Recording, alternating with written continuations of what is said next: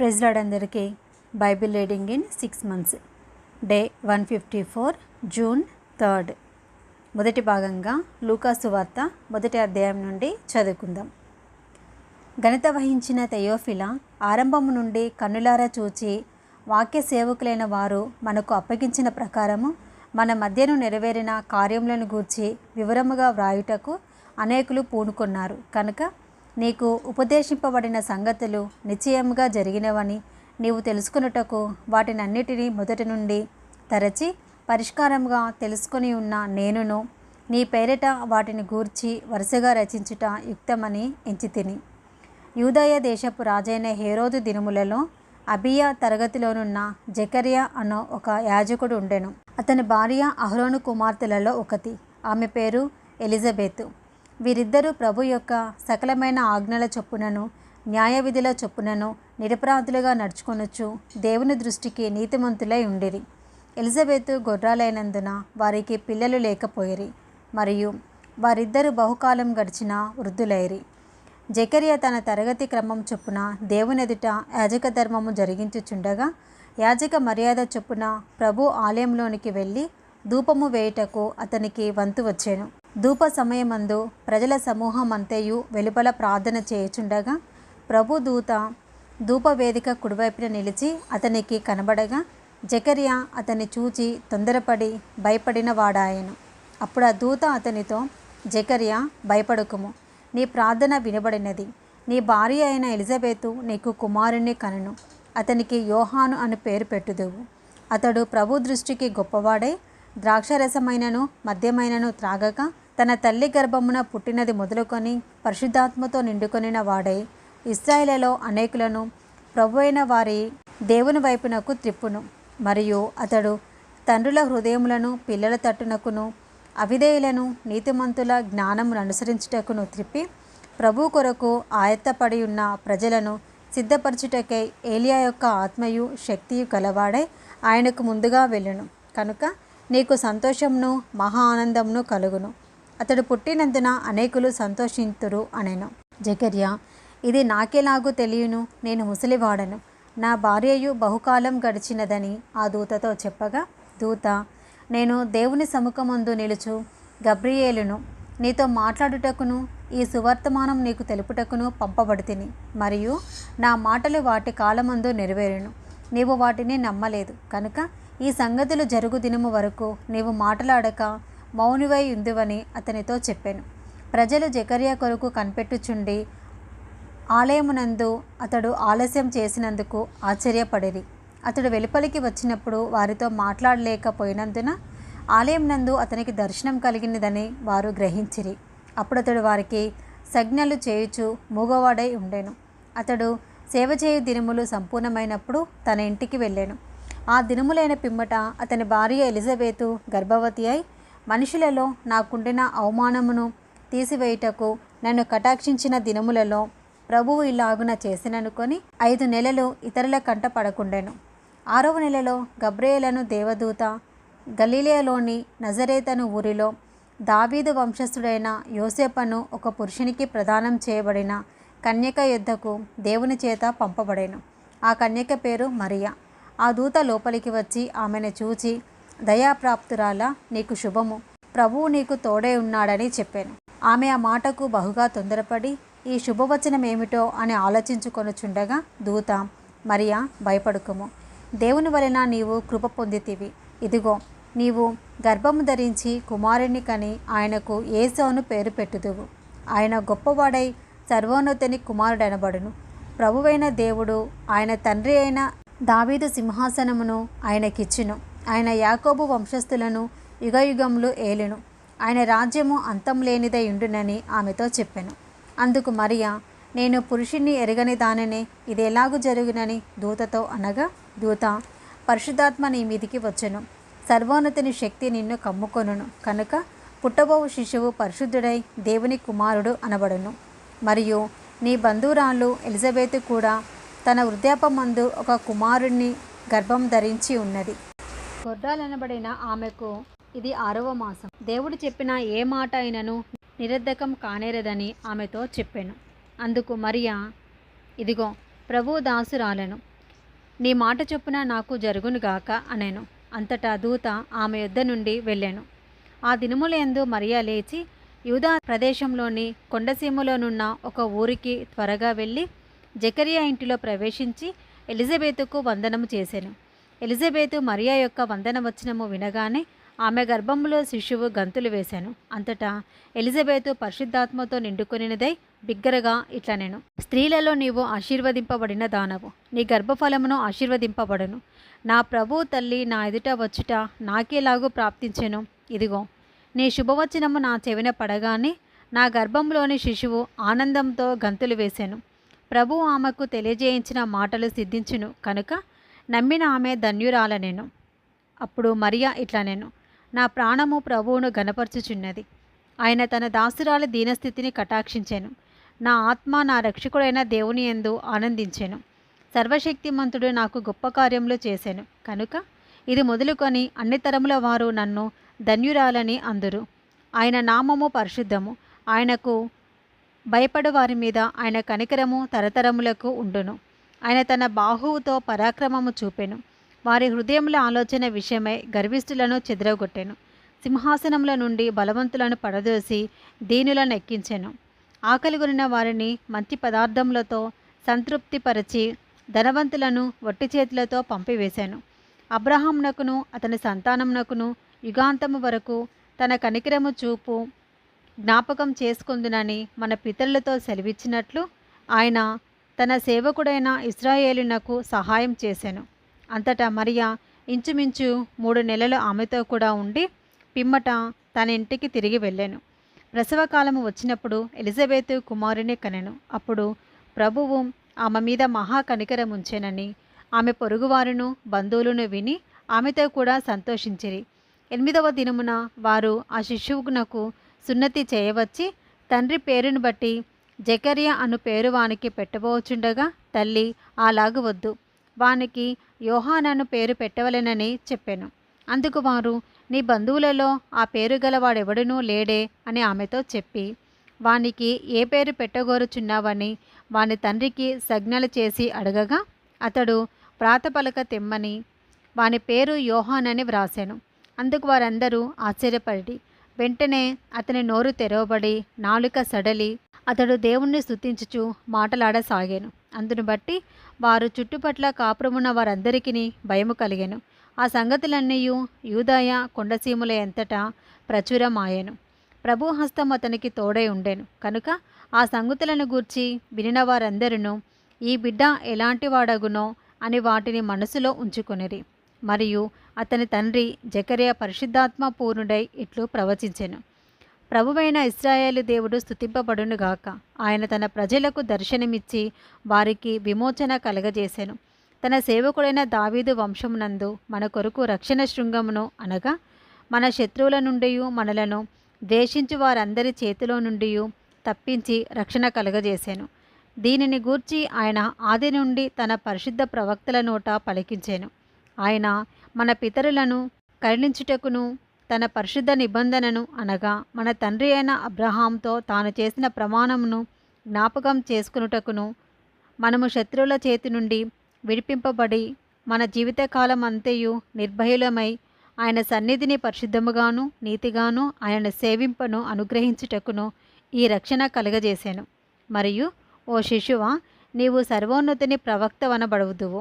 మన దేవుని మహావాత్సల్యమును బట్టి వారి పాపములను క్షమించుట వలన మన ప్రజలకు రక్షణ జ్ఞానము ఆయన అనుగ్రహించినట్లు ఆయన మార్గములను సిద్ధపరచుటకై నీవు ప్రభువునకు ముందుగా నడుతువు. మన పాదములను సమాధాన మార్గంలోనికి నడిపించినట్లు చీకటిలోను మరణఛాయలోను కూర్చుంటే వారికి వెలిగించుటకై ఆ మహావాత్సల్యమును బట్టి పైనుండి ఆయన మనకు అరుణోదయ దర్శనము అనుగ్రహించెను.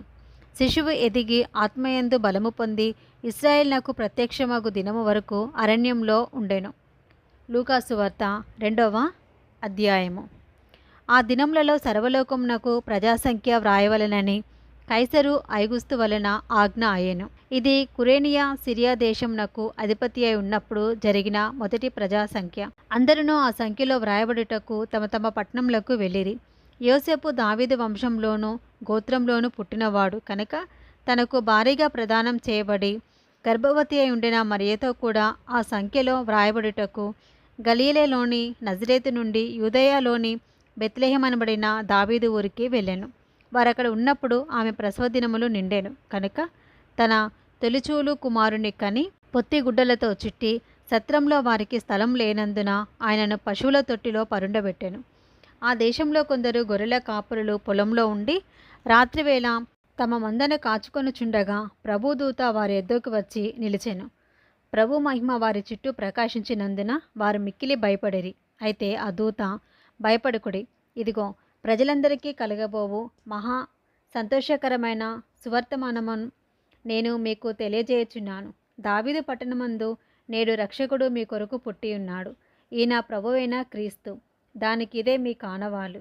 ఒక శిశువు పొత్తిగుడ్డలతో చుట్టబడి ఒక తొట్టిలో పండుకొనిండుట మీరు చూచెదరని వారితో చెప్పెను.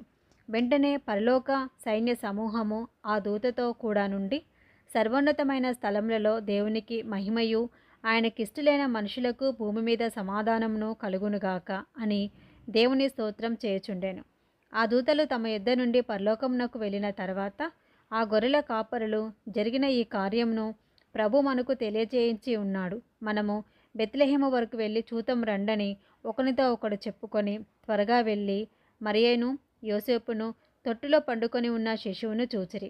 వారు చూచి ఈ శిశువును గూర్చి తమతో చెప్పబడిన మాటలు ప్రచురం చేసిరి. గొర్రెల కాపరులు తమతో చెప్పిన సంగతులను గూర్చి విన్నవారందరూ మిక్కిలి ఆశ్చర్యపడిరి. అయితే మరియా ఆ మాటలన్నీ తన హృదయంలో తలపోసుకొనుచు భద్రం చేసుకొనెను. అంతటా గొర్రెల కాపరులు తమతో చెప్పబడినట్టుగా తాము విన్నవాటిని కన్నవాటిని అన్నిటిని గూర్చి దేవుని మహిమపరచుచు స్తోత్రం చేయుచు తిరిగి వెళ్ళిరి. ఆ శిశువునకు సున్నతి చేయవలసిన 8వ దినము వచ్చినప్పుడు గర్భమందాయన పడక మునుపు దేవదూత చేత పెట్టబడిన యేసు అను పేరు వారు ఆయనకు పెట్టిరి. మోషే ధర్మశాస్త్రం చొప్పున వారు తమ్మును శుద్ధి చేసుకుని దినములు గడిచినప్పుడు ప్రతి తొలిచూలు మగపిల్ల ప్రభువుకు ప్రతిష్ఠ చేయబడవలెను అని ప్రభు ధర్మశాస్త్రమందు వ్రాయబడినట్టు ఆయనను ప్రభువునకు ప్రతిష్ఠించుటకును ప్రభు ధర్మశాస్త్రమందు చెప్పబడినట్టు గువ్వల జతనైనను 2 పావురపు పిల్లలనైనను బలిగా సమర్పించుటకును వారు ఆయనను యెరూషలేమునకు తీసుకొని పోయిరి. యెరూషలేమునందు సిమియోనను ఒక మనుషుడుండెను. అతడు నీతిమంతుడును భక్తిపరుడునై ఉండి ఇశ్రాయేలు యొక్క ఆదరణ కొరకు కనిపెట్టువాడు. పరిశుద్ధాత్మ అతని మీద ఉండెను. అతడు ప్రభు యొక్క క్రీస్తును చూడక మునుపు మరణము పొందడని అతనికి పరిశుద్ధాత్మ చేత బయలుపరచబడి ఉండెను. ఆత్మవశుడై అతడు దేవాలయంలోనికి వచ్చెను. అంతటా ధర్మశాస్త్ర పద్ధతి చొప్పున ఆయన విషయమై జరిగించుటకు తల్లిదండ్రులు శిశువైన యేసును దేవాలయంలోనికి తీసుకొని వచ్చినప్పుడు అతడు తన చేతులలో ఆయనను ఎత్తుకొని దేవుణ్ణి స్తుతించుచు ఇట్లనెను, నాదా, ఇప్పుడు నీ మాట చొప్పున సమాధానంతో నీ దాసుని పోనించుచున్నావు. అన్యజనులకు నిన్ను బయలుపరచుటకు వెలుగుగాను నీ ప్రజలైన ఇశ్రాయేలుకు మహిమగాను నీవు సకల ప్రజలెదుట సిద్ధపరిచిన నీ రక్షణ నేను కన్నులారా చూచి తిని. యోసేపును ఆయన తల్లియు ఆయనను గూర్చి చెప్పబడిన మాటలను విని ఆశ్చర్యపడిరి. సిమియోను వారిని దీవించి, ఇదిగో అనేక హృదయ ఆలోచనలు బయలుపడినట్లు ఇశ్రాయేలులో అనేకులు పడుటకును తిరిగి లేచుటకును వివాదాస్పదమైన గుర్తుగా ఈయన నియమింపబడి ఉన్నాడు. మరియు నీ హృదయంలోనికి ఒక ఖడ్గము దూసుకొని పోవునని ఆయన తల్లి అయిన మరియతో చెప్పాను. మరియా ఆషేరు గోత్రీకురాలును పనుయేలు కుమార్తెయునైన అన్న అను ఒక ప్రవక్తి ఉండెను. ఆమె కన్యత్వము మొదలు 7 ఏండ్లు పెనిమిటితో సంసారం చేసి బహుకాలం గడిచినదై 84 సంవత్సరములు విధవరాలై ఉండి దేవాలయము విడువక ఉపవాస ప్రార్థనలతో రెయ్యింబగళ్ళు సేవ చేయుచుండెను. ఆమె కూడా ఆ గడియలోనే లోపలికి వచ్చి దేవుణ్ణి కొనియాడి యెరూషలేములో విమోచన కొరకు కనిపెట్టుచున్న వారందరితో ఆయనను గూర్చి మాట్లాడుచుండెను. అంతటా వారు ప్రభు ధర్మశాస్త్రం చొప్పున సమస్తము తీర్చిన పిమ్మట గలిలయలోని నజరేతను తన ఊరికి తిరిగి వెళ్ళిరి. బాలుడు జ్ఞానంతో నిండుకొనుచు ఎదిగి బలము పొందుచుండెను. దేవుని దయ ఆయన మీద ఉండెను. పస్కా పండుగప్పుడు ఆయన తల్లిదండ్రులు ఏటేటా యెరూషలేమునకు వెళ్ళుచుండేవారు. ఆయన 12 ఏండ్ల వాడై ఉన్నప్పుడు ఆ పండుగను ఆచరించుటకై వాడుక చొప్పున వారు యెరూషలేమునకు వెళ్ళిరి. ఆ దినములు తీరిన తర్వాత వారు తిరిగి వెళ్ళుచుండగా బాలుడైన యేసు యెరూషలేములో నిలిచెను. ఆయన తల్లిదండ్రులు ఆ సంగతి ఎరుగక ఆయన సమూహంలో ఉన్నాడని తలంచి ఒక దిన ప్రయాణము సాగిపోయి తమ బంధువులలోనూ నిలవైన వారిలోనూ ఆయనను వెతుకుచుండిరి. ఆయన కనబడనందున ఆయనను వెతుకుచూ యెరూషలేమునకు తిరిగి వచ్చిరి. 3 దినములైన తర్వాత ఆయన దేవాలయంలో బోధకుల మధ్య కూర్చుండి వారి మాటలను ఆలకించుచు వారిని ప్రశ్నలు అడుగుచూ ఉండగా చూచిరి. ఆయన మాటలు వినిన వారందరూ ఆయన ప్రజ్ఞకును ప్రత్యుత్తరములకును విస్మయముందిరి. ఆయన తల్లిదండ్రులు ఆయనను చూచి మిక్కిలి ఆశ్చర్యపడిరి. ఆయన తల్లి, కుమారుడా, మమ్మును ఎందుకు ఇలాగు చేసితివి? ఇదిగో నీ తండ్రియు నేనును దుఃఖపడుచు నిన్ను వెతుకుచుంటిమని ఆయనతో చెప్పగా ఆయన, మీరేలా నన్ను వెతుకుచుంటిరి? నేను నా తండ్రి పనుల మీద ఉండవలెనని మీరెరుగరా అని వారితో చెప్పాను. అయితే ఆయన తమతో చెప్పిన మాట వారు గ్రహింపలేదు. అంతటా ఆయన వారితో కూడా బయలుదేరి నజరేతునకు వచ్చి వారికి లోబడి ఉండెను. ఆయన తల్లి ఈ సంగతులన్నిటినీ తన హృదయంలో భద్రం చేసుకునెను. యేసు జ్ఞానమందును వయస్సందును దేవుని దయందును మనుషుల దయందును వర్ధిల్లుచూనుండెను. లూకాసు వార్త 3వ అధ్యాయము. తిబెరీ కైసరు ఏలుబడిలో 15వ సంవత్సరమందు యూదాకు పొంతి పిలాతు అధిపతిగాను, గలిలయకు హేరోదు చతుర్థాధిపతిగాను, ఇతూరయ త్రకోనీతి దేశములకు అతని తమ్ముడైన ఫిలిప్పు చతుర్థాధిపతిగాను, అబిలేనే దేశమునకు లూసానియా అధిపతిగాను, అన్నాయు కయపాయు ప్రధాన యాజకులుగాను ఉన్న కాలమున అరణ్యంలోనున్న జకర్యా కుమారుడైన యోహాను నొద్దకు దేవుని వాక్యము వచ్చెను. అంతటా అతడు వచ్చి పాపక్షమాపణ నిమిత్తము మారుమనసు విషయమై బాప్టిజము పొందవలెనని యోర్దాను నది ప్రదేశమంతటా ప్రకటించుచూ ఉండెను. ప్రభు మార్గము సిద్ధపరచుడి, ఆయన త్రోవలు సరళం చేయుడి. ప్రతి పల్లము పూడ్చబడును, ప్రతి కొండయు మిట్టయు పల్లము చేయబడును. వంకర మార్గములు తిన్నని వగును, కరకు మార్గములు నున్నని వగును. సకల శరీరులు దేవుని రక్షణ చూతురు అని అరణ్యంలో కేకలు వేయుచున్న ఒకని శబ్దము అని ప్రవక్త అయిన యెషయా వాక్యముల గ్రంథమందు వ్రాయబడినట్టు ఇది జరిగెను. అతడు తన చేత బాప్టిజము పొందవచ్చిన జనసమూహములను చూచి, సర్పసంతానమా, రాబో ఉగ్రతను తప్పించుకొనుటకు మీకు బుద్ధి చెప్పిన వాడెవడు? మారు మనసుకు తగిన ఫలము ఫలించుడి. అబ్రహాము మాకు దేవుడని మీలో మీరు అనుకొని మొదలుపెట్టుకొనవద్దు. దేవుడు ఈ రాళ్ల వలన అబ్రహామునకు పిల్లలను పుట్టింపగలడని మీతో చెప్పుచున్నాను. ఇప్పుడే గొడ్డలి చెట్ల వేరున ఉంచబడి ఉన్నది కనుక మంచి ఫలము ఫలించని ప్రతి చెట్టును నరకబడి అగ్నిలో వేయబడునని చెప్పెను. అందుకు జనులు, అలాగైతే మేమేమి చేయవలెనని అతని అడగగా అతడు, 2 అంగీలు గలవాడు ఏమీ లేని వానికి ఇవ్వలేను, ఆహారం గలవాడును అలాగే చేయవలెననియు వారితో చెప్పాను. సుంకరులను బాప్టిజము పొందవచ్చి, బోధకుడా, మేమేమి చేయవలెనని అతనిని అడగగా అతడు, మీకు నిర్ణయింపబడిన దానికంటే ఎక్కువ తీసుకొనవద్దని వారితో చెప్పాను. సైనికులను మేమేమి చేయవలెనని అతన్ని అడిగిరి. అందుకు అతడు, ఎవరిని బాధ పెట్టకయు ఎవరి మీదను అపనింద వేయకయు మీ జీతములతో తృప్తి పొంది ఉండుడని వారితో చెప్పాను. ప్రజలు కనిపెట్టుచు ఇతడు క్రీస్తై ఉండునేమో అని అందరూ యోహానును గూర్చి తమ హృదయములలో ఆలోచించుకొనుచుండగా యోహాను, నేను నీళ్లలో మీకు బాప్టిజం ఇచ్చుచున్నాను, అయితే నాకంటే శక్తిమంతుడొకడు వచ్చుచున్నాడు, ఆయన చెప్పుల వారును నిప్పుటకు నేను పాత్రుడను కాను. ఆయన పరిశుద్ధాత్మతోనూ అగ్నితోనూ మీకు బాప్టిజం ఇచ్చును. ఆయన చేట ఆయన చేతిలోనున్నది. ఆయన తన కళ్ళమును బాగుగా శుభ్రం చేసి తన కొట్టులో గోధుమలు పోసి ఆరని అగ్నితో పొట్టు కాల్చివేయనని అందరితో చెప్పాను. ఇదియు కాక అతడు ఇంకను చాలా సంగతులు చెప్పి ప్రజలను హెచ్చరించుచు వారికి సువార్త ప్రకటించుచూ ఉండెను. అయితే చతుర్థాధిపతి అయిన హేరోదు చేసిన సకల దుష్కార్యముల నిమిత్తము అతని సోదరుని భార్య అయిన హేరోదియా నిమిత్తమును యోహాను అతనిని గద్దించినందుకు అది వరకు తాను చేసి ఉన్నవన్నీ చాలవన్నట్టు అతడు యోహానును చెరసాలలో వేయించాను. ప్రజలందరూ బాప్టిజము పొందినప్పుడు యేసు కూడా బాప్తిజము పొంద ప్రార్థన చేయుచుండగా ఆకాశము తెరవబడి పరిశుద్ధాత్మ శరీరాకారముతో పావురము వలె ఆయన మీదికి దిగివచ్చెను. అప్పుడు, నీవు నా ప్రియ కుమారుడవు, నీ యందు నేను ఆనందించుచున్నానని ఒక శబ్దము ఆకాశం నుండి వచ్చెను. యేసు బోధింప మొదలుపెట్టినప్పుడు ఆయన దాదాపు 30 ఏండ్ల ఈడు కలవాడు. ఆయన యోసేపు కుమారుడని ఎంచబడెను.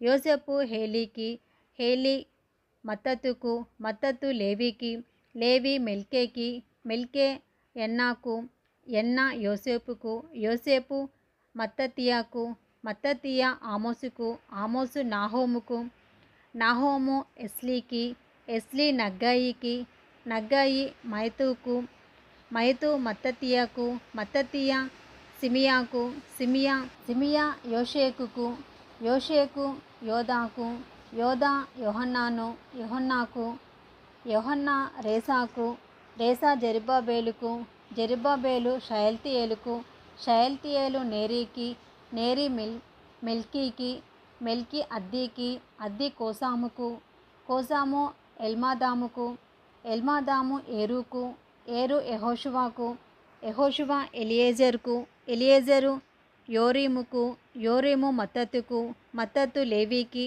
లేవి షిమ్యోనుకు, షిమ్యోను యూదాకు, యూదా యోసేపుకు, యోసేపు యోనాముకు, యోనాము ఎల్యాకీముకు, ఎల్యాకీము మెలయాకు, మెలయ మెన్నాకు, మెన్నా మత్తాతుకు, మత్తాత నాతానుకు, నాతాను దావీదుకు, దావీదు యెషయికి, యెషయి ఓబేదుకు, ఓబేదు బోయాజుకు, బోయాజు షల్మానుకు, షల్మా నయసోనుకు, నయసోను అమినాదాబుకు, అమినాదాబు ఆరాముకు, ఆరాము ఎస్రోముకు, ఎస్రోము పేరెసుకు, పేరెసు యూదాకు, యూదా యాకోబుకు, యాకోబు ఇస్సాకుకు, ఇస్సాకు అబ్రహాముకు, అబ్రహాము తేరాహుకు, తేరాహు నాహోరుకు, నాహోరు సెరూగుకు, సెరూగు రయూకు, రయూ పెలేగుకు, పెలేగు హేబేరుకు, హేబేరు షేలాహుకు, షేలాహు కేయినానుకు, కేయినాను అర్పక్షదుకు, అర్పక్షదు షేముకు,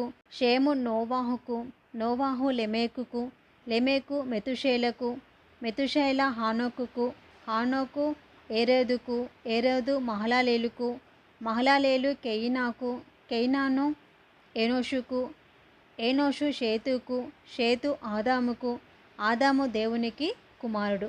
ఇది మొదటి భాగం అండి. Praise the lord.